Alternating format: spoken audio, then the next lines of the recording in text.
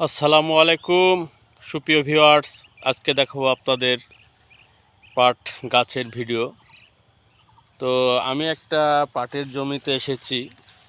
এই যে দেখেন, এটা হচ্ছে পাট, এটা পাট গাছ।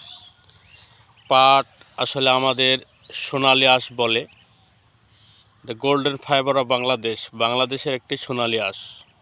আমরা যখন বই পুস্তকে পড়েছি জুট ইংলিশে রচনা, আবার বাংলাতে পাট সম্পর্কে আমরা পড়েছি, স্কুলে শুনেছি। আসলে বাস্তবে এই যে পাট গাছ,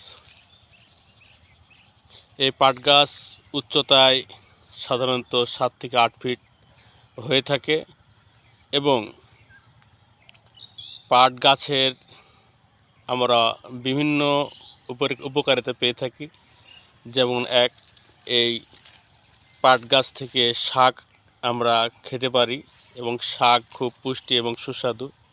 এছাড়াও পাট গাছ যখন বড় হয় তখন কেটে পানিতে ওটা জাগ দিতে হয়, জাগ দিয়ে যে ফাইবারটা বের হয় তখনই ওটা আঁশ আমরা পাই। এই আঁশ দিয়ে আমরা সুতা তৈরি করি এবং যেটা বিভিন্ন প্রকারের বস্তা বা ছালা, এটা আমরা তৈরি করি, কার্পেট তৈরি করি।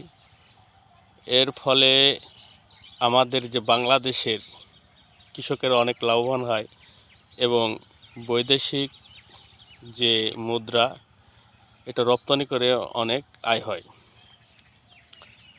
তো সাধারণত এই পাট গাছটা বা পাটের বীজ সাধারণত মার্চ মাসের শুরুর দিকে জমিতে বপন করতে হয়।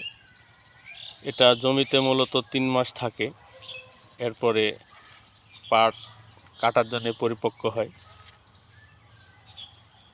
তো আসলে এটার জন্যে খুব একটা বেশি পরিচর্যার দরকার হয় না এবং সময় মতন সার ও বিষ স্প্রে করলে পাটের অধিক ফলন পাওয়া যায়। আসসালামু আলাইকুম।